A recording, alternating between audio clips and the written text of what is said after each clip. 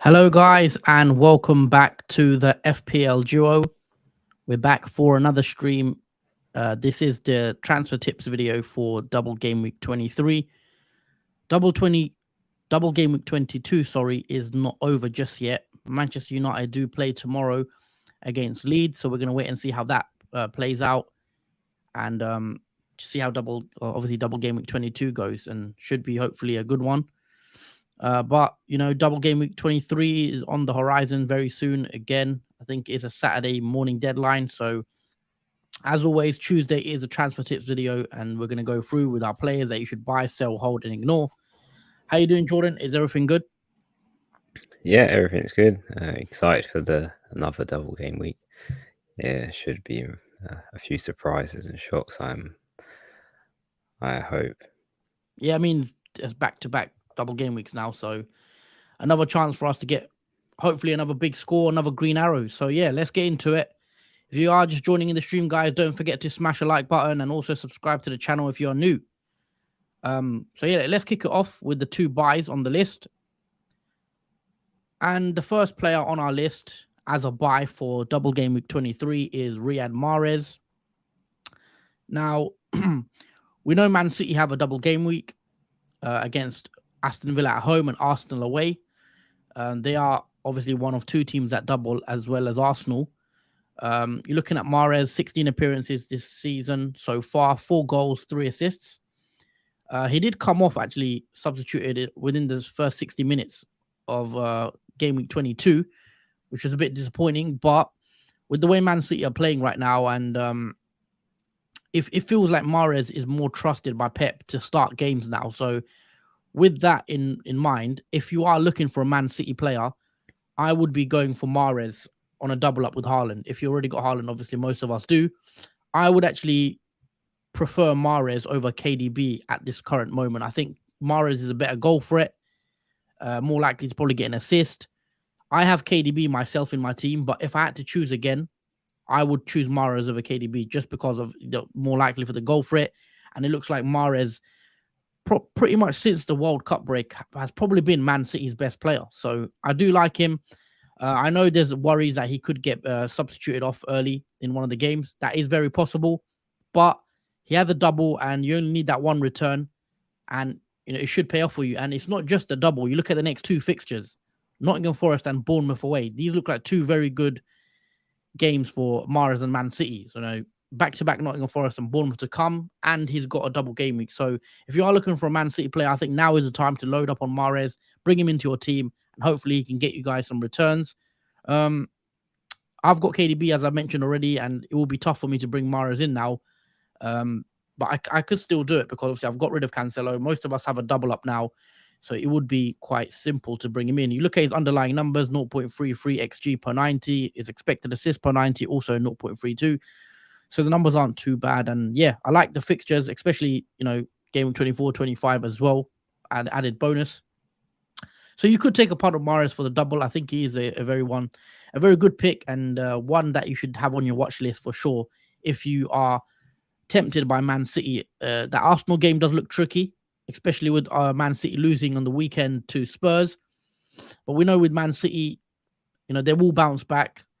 They will score goals again against Villa, and especially if he can get an assist or something against Arsenal, then it should be worth it. But we'll have to wait and see how he does. What's your thoughts, Jordan, on Man City, especially for the double Aston Villa, Arsenal? Then they got Forest and Bournemouth. Do you prefer Mahrez over any other Man City asset? Obviously not including Haaland. If you had to just include the midfield, yeah, just give us your overall thoughts.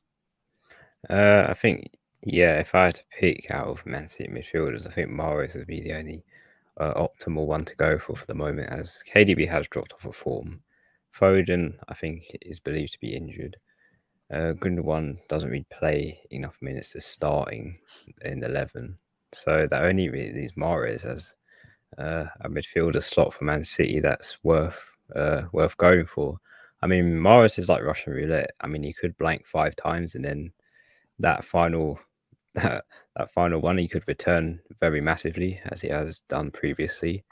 Yeah. It's just one of those players that you you could take a risk on it, and it would certainly pay off, especially with his low ownership as well. Not many people own Mahrez, and he's not the most expensive midfielder in comparison to KDB, who is over 12 million. So you can save money buying Mahrez instead of having KDB, who I feel like has dropped off of form. He hasn't been the same this season as he has previous season, even though he's got 11 assists so far this season. KDB, I think at the moment he has dropped off of form since after the World Cup ended, and Mahrez has seemed to have been more, let's say, more in form for a Man City midfielder, and probably one of the best Man City players so far in the team. And with 4 goals and 3 assists behind him, it's not a bad pick to go for Mahrez, especially with the double, Aston Villa at home and Arsenal away. In my opinion, that is a really tough double because Aston Villa have improved underneath Emery as well, and as well as Arsenal with Arteta. It is a tough double. I don't think it's an easy one. I don't think that's a green at all for Aston Villa. It's even though it's an away a home fixture for Man City. I just think there was a lot of, let's say, problems at the moment with Man City that they have to deal with, and I don't know if that's going to affect the players as well when Double Game Week 23 comes. But even though Mahrez is probably the best pick for a Man City midfielder, I'd say, for the time being, for that double and for the Yeah. fixtures onwards after that.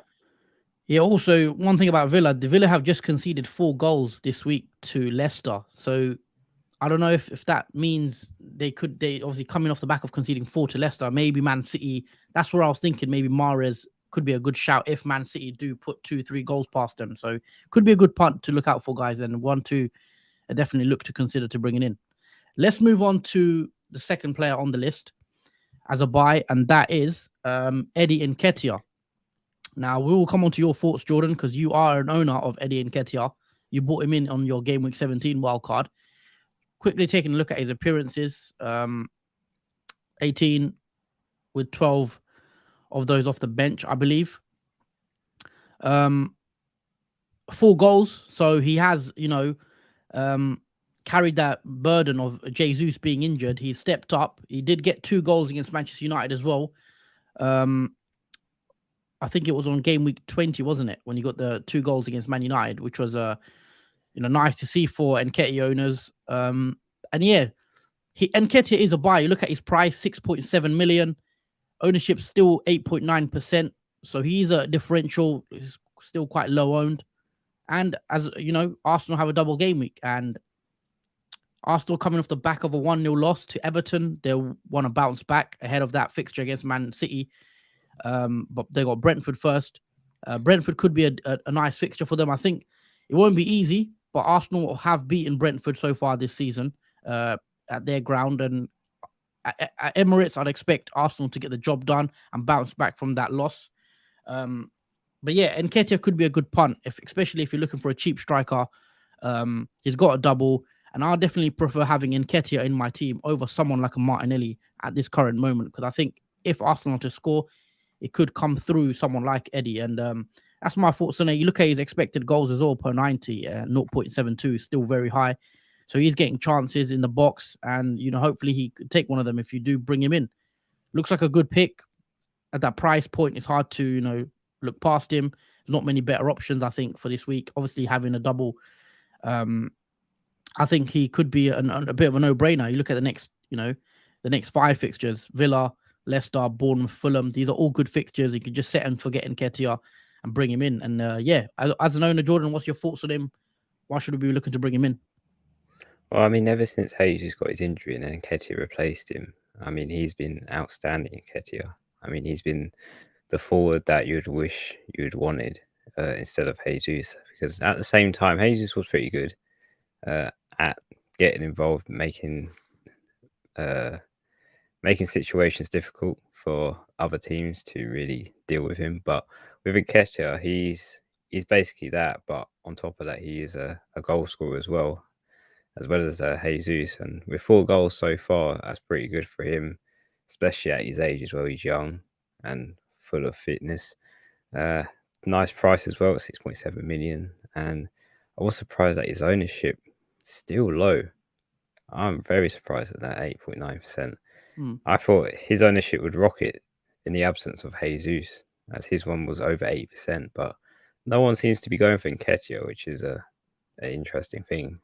But as a third spot, I think Nketiah is a good pick, especially for the double game week coming up.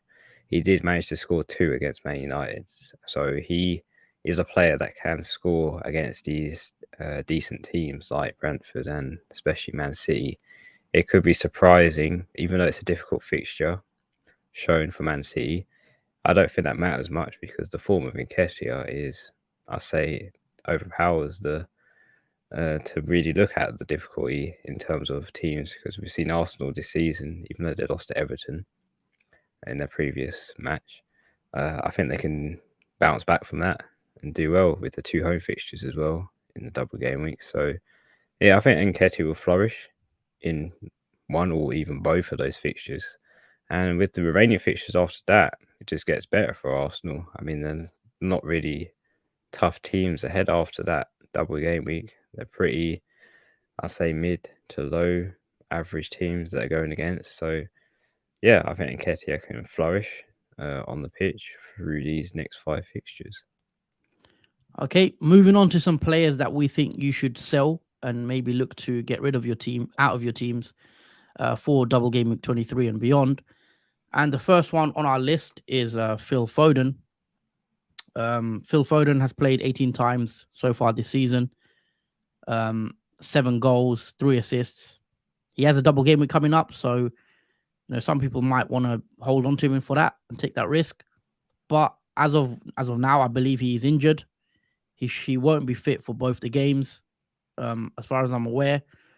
And yeah, he has a double coming up. So if he is locking you out of a Man City midfielder, maybe Foden to Mahrez could be a good shout, or even Foden to an Arsenal player like Odegaard or Saka. I think Saka could be a good shout. Foden to Saka, because if similar money, and I think Saka could be a good pick as well for this double. So yeah, I'll be selling Foden. His ownership's still coming down, just under 10% now, and yeah, obviously being injured, I think it's an easy one for take out. If you hear anything, obviously close to the deadline that he could start, maybe you just take the risk, keep him. But for now, he's a sell. Would you agree on that, Jordan? Yeah, I think this is an easy sell. I mean, if he's not going to be fit for at least one of those doubles, it's not worth keeping Foden. And even before that, we've seen Pep bench Foden in consecutively in matches where you think he would play in, which does give doubt if he even starts, even if he was fit as well. As it has been proven that he's been benched a lot more times than we thought he would. And he's one of those midfielders that you don't know if he's going to start or not. But in this case, because he's injured, he's a sell. And yeah, that's pretty much all to be said with Foden. Let's move on to the second player on the list as a sell, and that is Mo Salah.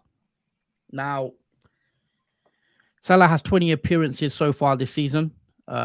He started every game, 7 goals, 4 assists. Expected goals per 90 has come down to 0.46. Of course, in a normal season, Salah would probably have, double-digit goals by now. He is still on a single figure of 7 goals, which is surprising for someone of Salah's ability. But we know of Liverpool's struggles so far this season. We know of Salah's struggles.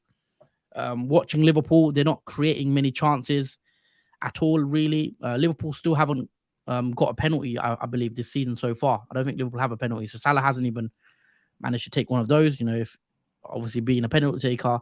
But, looking at the fixtures, I mean, they don't look too bad. Everton, Newcastle, Palace, Man U, Bournemouth. But the way Liverpool are playing, every fixture could be a red fixture for them right now. It seems like they can't buy a win. They are struggling a lot. Watching a lot of Liverpool, they look very weak at the back, fragile at the back, and they usually concede first, which doesn't help them in games. And they're on the back foot pretty much from the start. And yeah, I think Salah is an easy sell if I had him. Obviously, I did have Salah. I got rid of him because I knew Liverpool were struggling. I maybe held on to him for a bit too long, but I think now if you're still owning Salah, which a lot of you still seem to do with 23% ownership, I think he's an easy sell, especially at that price.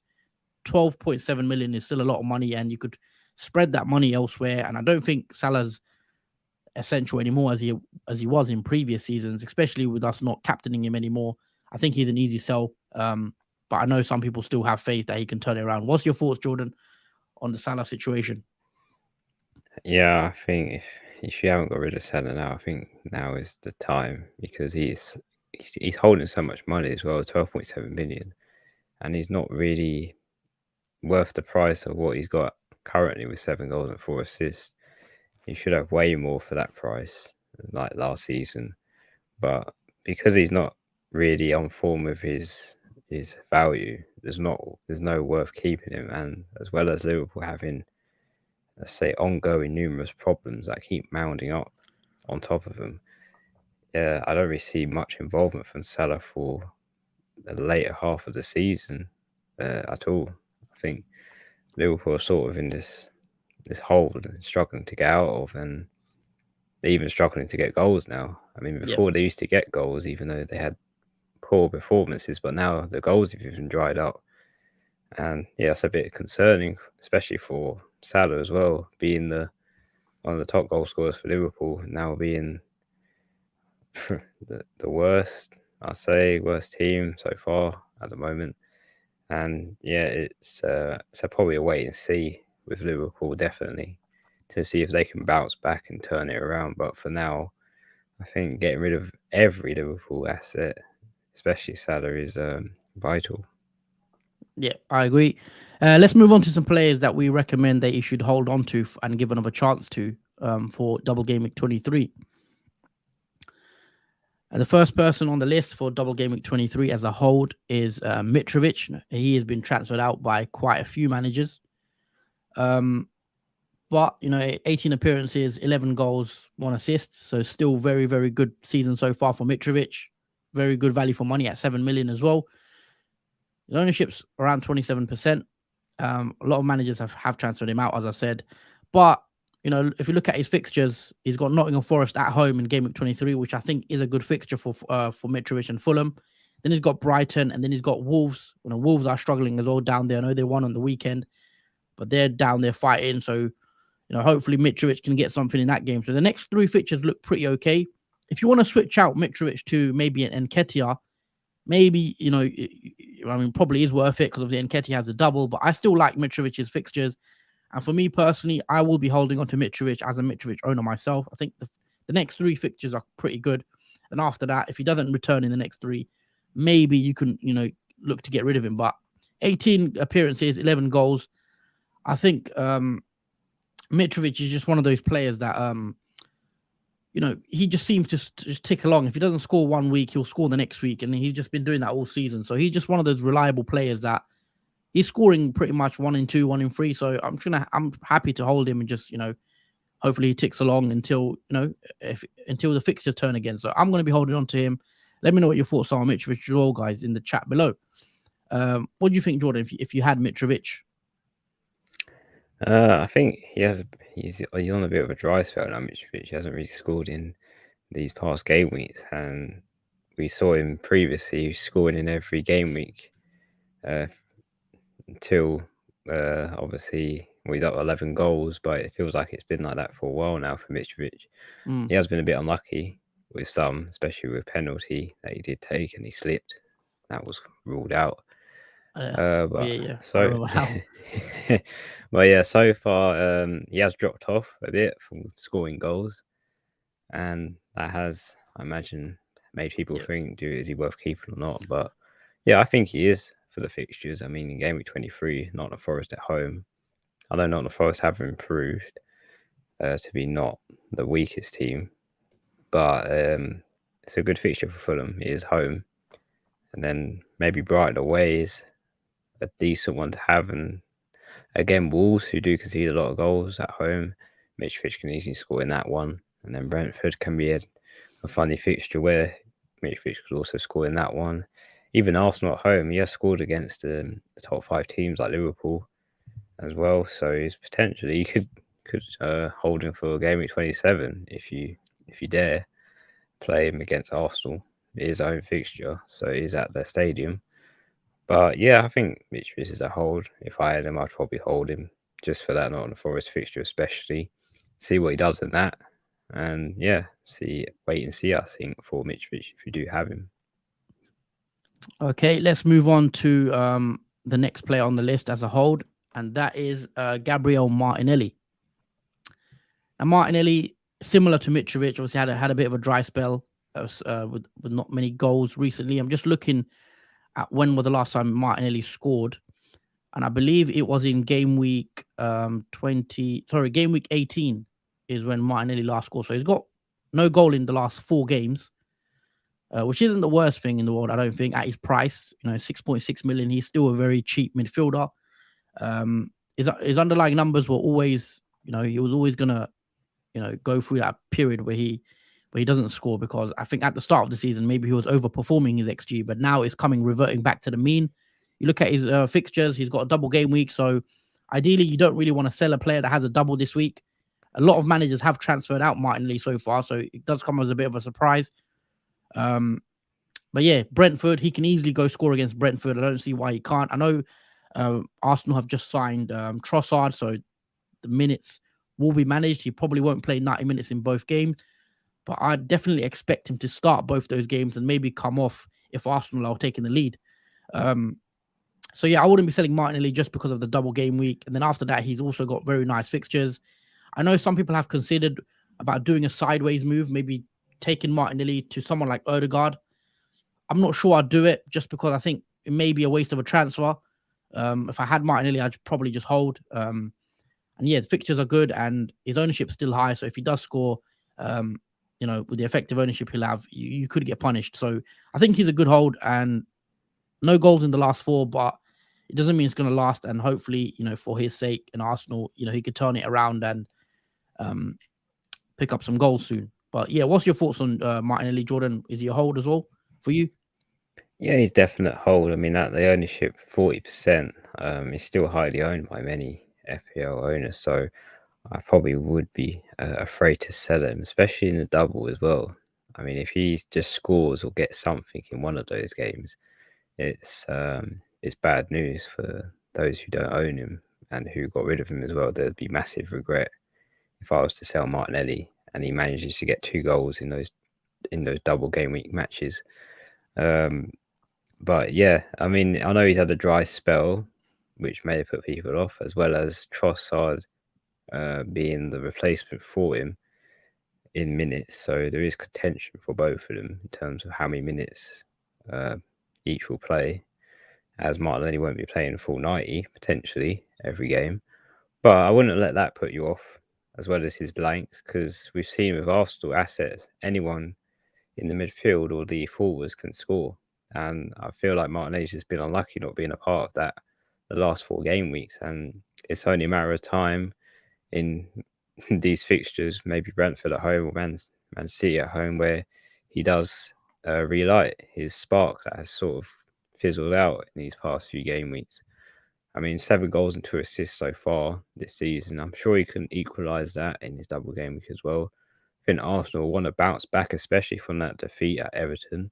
They won't want to lose that top spot on the table. They want to win the title and not really lose to teams like Everton again. But yeah, I think Martinelli is definitely a hold. I don't see any reason why you'd want to get rid of him, especially for the double game week coming up. Okay. Thank you. Also, I just want to quickly add before we get into the last part of the video, if you are still watching, guys, make sure you drop a like. It just helps out the channel a lot and it shows us that you enjoy the content. So don't forget, guys, drop a like. And also, if you haven't already, please make sure you subscribe to the channel as well. Let's move on to some players that we should ignore for Double Game Week 23. And the first one on the list is Reece James. Now, Reece James has been transferred in by quite a few FPL managers, so that's why he's been put on the list.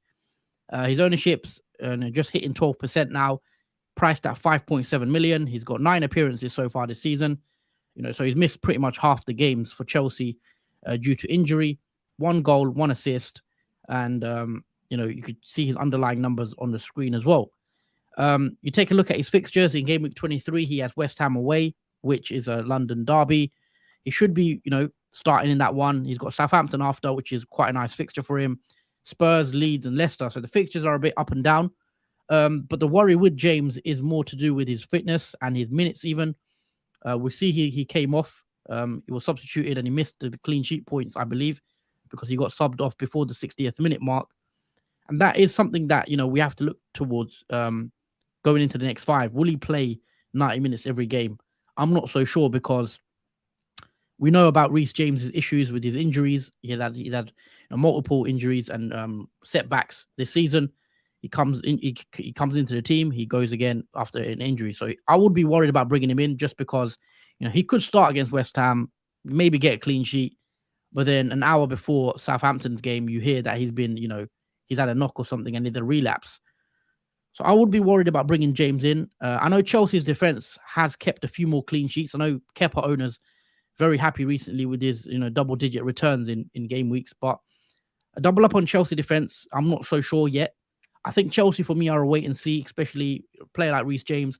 I want to see him, prove to me that he can play back-to-back games, 90 minutes, because that injury does worry me. And if you bring him in and he gets injured, it will be a waste of a transfer in that sense. So no doubles as well coming up, really. So I'd wait on James. But I know some of you have jumped the gun early to, hopefully bring in some points, because when he does play, we've seen that potential he has to get a massive haul with an assist or a goal. But for me, it's a wait and see. What's your take on James Chelsea?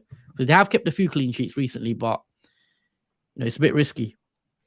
Well, I think many of you know my views on Chelsea in general, but in particular, Reece James. He's definitely not a player at the current moment or at all that I would be bringing in. In terms of Chelsea assets, I think Kepa is the only real asset that has been beneficial for Chelsea. No other player has really shined or shown through matches so far for Chelsea, and it's a bit. Chelsea is a wait and see because they have bought a lot of players. There is a lot of rotation. There's a lot of substitutions, and there's a lot to manage for players like Reece James, who won't play 90 minutes due to his consistent relapse of hamstring injuries as well.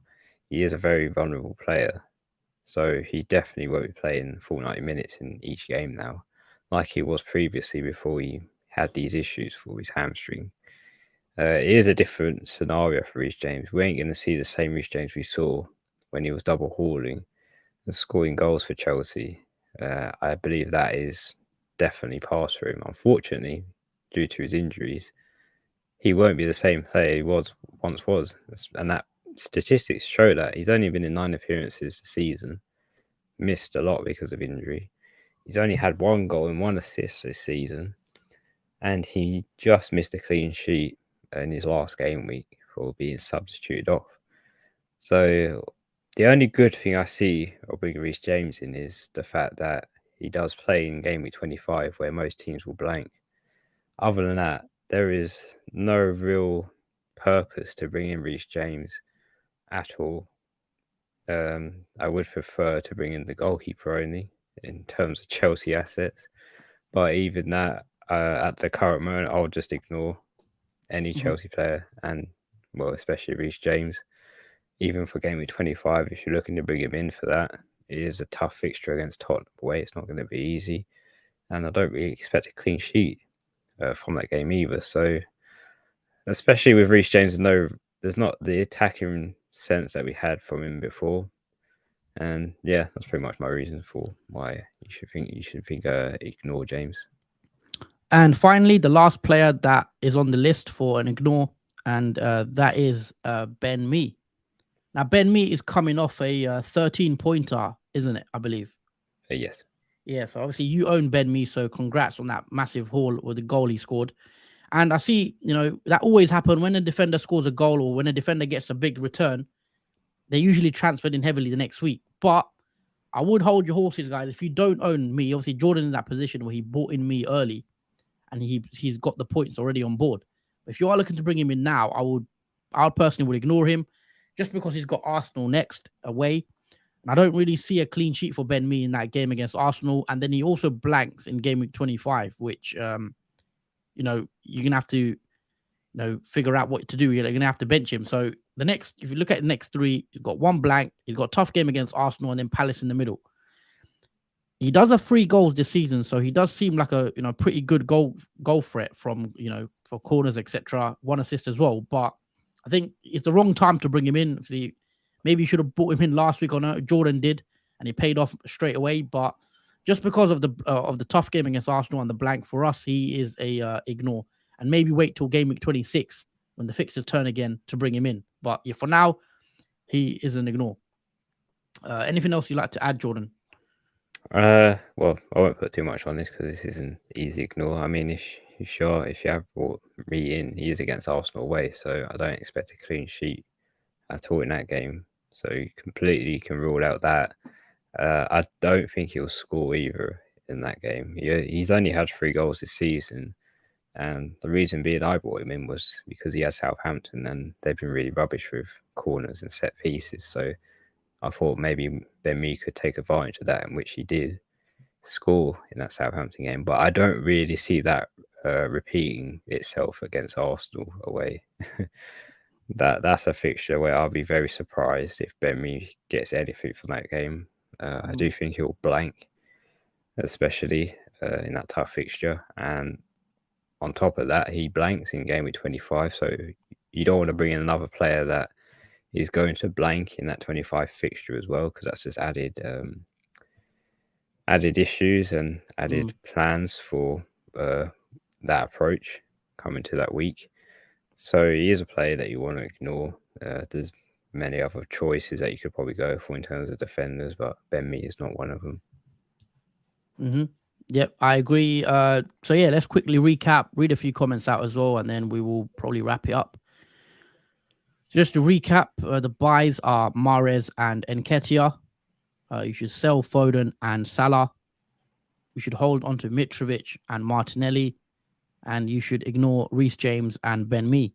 So those are the 8 players. Let us know your thoughts in the chat below. Do you agree with the picks? Do you disagree with the picks? Yeah, let us know your thoughts and comments. Also, don't forget to drop a like as always if you are enjoying the content. Nanjay's in the chat. Hey guys, I'm not well, but watching the streams and having FPL to focus on takes my mind off it. Keep it up. The content is great. Thank you, Nanjay. Always appreciate your support. And yeah, hope you get well soon. And yeah, just nice to see that you are enjoying the content. So yeah, get well soon. And yeah, FPL Josh did KDB to Bruno -4. Great move on my half. He got 10 at the moment. Yep. We did mention that on the deadline stream as well. A lot of people said, should we bring in Bruno for KDB for a hit? We said it is worth it, but obviously KDB has a double this week, and do you want to switch it back to him? Probably not. I mean, it could pay off, but I'm in a fortunate position to have both. So yeah, that's why I took Mount out instead. Alex says, "What? I'm sorry. How are Liverpool players a sell? They have a double in game week 25. I don't have any at the moment, but definitely looking at Kane and KDB to Salah and Darwin in 25." I'll let you obviously jump in on it as well, Jordan. But for me, as a Liverpool fan myself, I watch 90-minute games of Liverpool, and they just don't look great at all. They're not getting, at the start of the season, as Jordan mentioned as well, Liverpool are losing and drawing games and playing badly, but they were still scoring goals. Now the goals have even dried up. The chance creation has dried up. Liverpool in midfield, aren't really, they're getting bullied by, just to put into context, in the last 3 away games, Liverpool have conceded 3+ goals to Brentford, Brighton, and Wolves. All 3 of those teams have scored 3+ goals against Liverpool. I think that's the first time it's happened to Liverpool since 1993 as well. You just take all you need to do is watch Liverpool, and they're just not playing well at all at the moment. And as a Liverpool fan, it does not fill me with confidence of bringing their players in. Yes, they'll have a double in 25, which maybe you bring one in, maybe a Darwin, but it is a risk. They're just not playing well, and for me, they're an avoid completely. I think giving my trust to Liverpool is one of the main reasons why my rank is so low. I had Salah from game week 1 to game week 17, as well as Trent, I believe, and it just didn't work at all, as you can see by my rank. So Yeah, for me, I'm not going anywhere near Liverpool. Just because I value form. I think this season has proven more. Form is very important as well.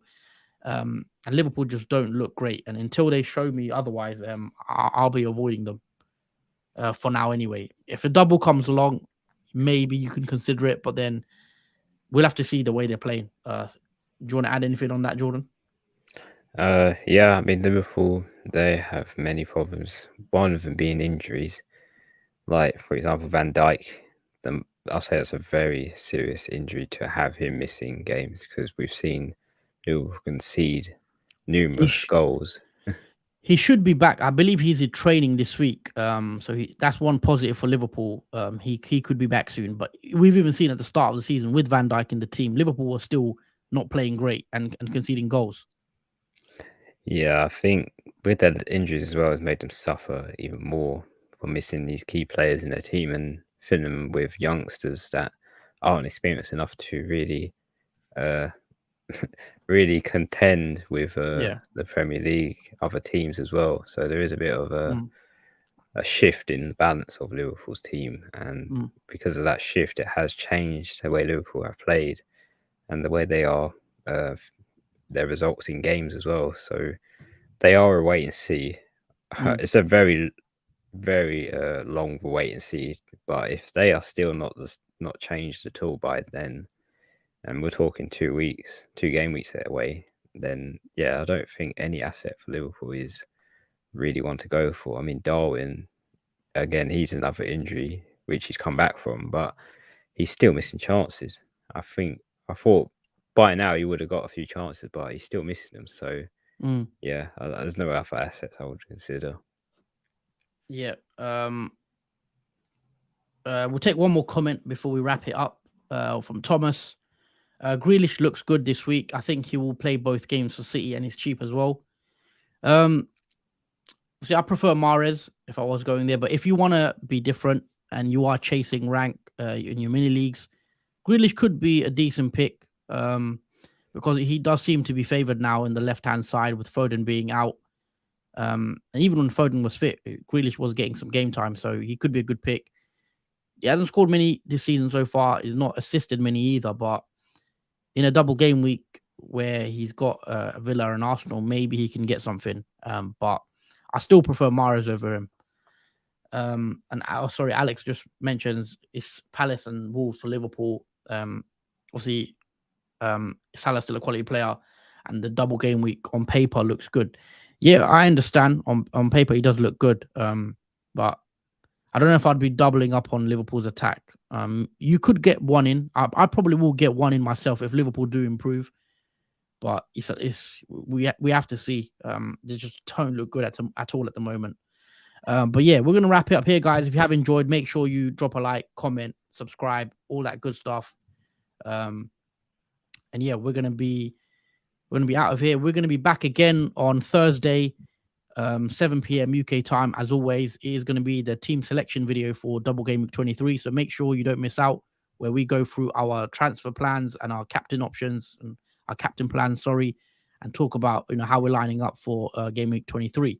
So it should be a good one. Make sure you tune in on Thursday, and then again Saturday 10 a.m. I believe we're going to go live for the deadline stream. So a lot of content to come. So if you don't want to miss out, stay tuned. Make sure you subscribe.